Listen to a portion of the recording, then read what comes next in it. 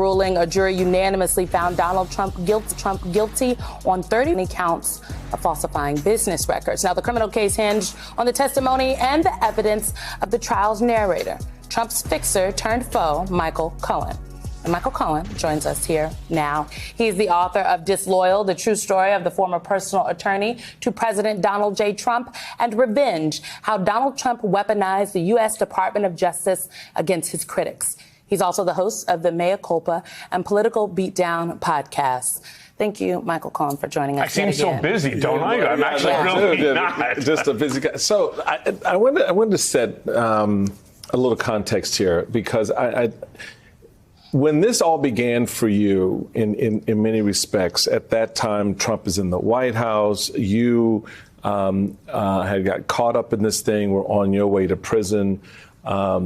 How now, having this come full circle and watching what occurred this week, do you appreciate that role, that narration? Because I thought that was very interesting and important for you to frame this chapter in this context, because you knew how everybody else was going to come at it. But for you, it was like, it's time to tell my story and to tell this the way it occurred, the things that happened, what I saw, what I heard, and what I did for Donald Trump. So I've been trying to tell the same story for 6 years. I couldn't get the story out against the Trump mega microphone machine with all of the crazy GOP members of Congress and the sycophants. So I wrote a New York Times best-selling book. It still didn't work. I wrote a second New York Times best-selling book. It still didn't work. Now, at least I had the platform at a trial, the first in U.S. history of a former president to be held accountable for the things that I've been talking about for 6 years. Remember, the DA's case didn't start when I was released from Otisville. It started while I was in Otisville. Three times the Manhattan DA's team came to visit me there. So that's where it began for you. That's where it really all began. That's where this saga began. Mm-hmm. You know, prior to the start of the trial, you were very careful, I think, not to discuss anything that the Manhattan DA's office had discussed with you. You wanted to protect the integrity of the trial. Now that the verdict has come down and that piece of the trial is over, we move on to sentencing. I'm wondering what the initial conversation you had with the Manhattan DA's office when you found out that they were actually going to bring this case forward. What was that conversation? Remember, there were two separate DAs that were involved in this case. First, it was Cy Vance. Mm-hmm. So again, when I was in Otisville, it was Cy Vance's team. And then I had met with Mark Pomerantz when I was ultimately released from Otisville as a result of COVID. Then that case sort of went away. Mm-hmm. And we all remember that whole story with Mark Pomerantz.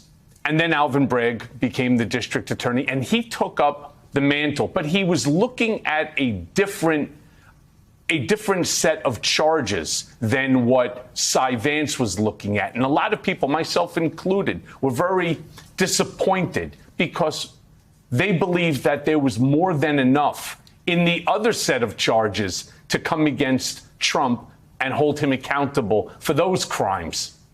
Well, I guess we were all wrong, and I'm the first one to be able to admit that I was wrong. Alvin Bragg certainly brought the right case. 12 jurors unanimously decided on 34 counts guilt. Todd Blanche was on the Today Show on Friday talking about the prospects of an appeal. Take a listen, and then we'll talk about it. You're confident on appeal. Yes. What's your number one issue? Don't give me a legal brief that you haven't written yet. I think the recusal issue is meaningful. I think the statute of limitations, the way the background of why this case was brought is meaningful. I think that the witnesses, I do not think Michael Cohen should ever be somebody who can be relied upon to convict somebody.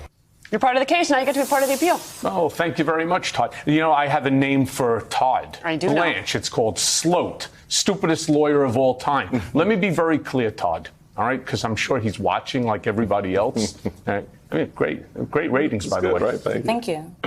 He's the stupidest lawyer of all time. Why? Because you don't make the defense of a case like this let's discredit one of the witnesses. Let's discredit the narrator of the story. There are 19 other people that were called by the Manhattan District Attorney, the prosecutors, by Susan Offinger, by Josh Steinglass, obviously Alvin Bragg leading the charge.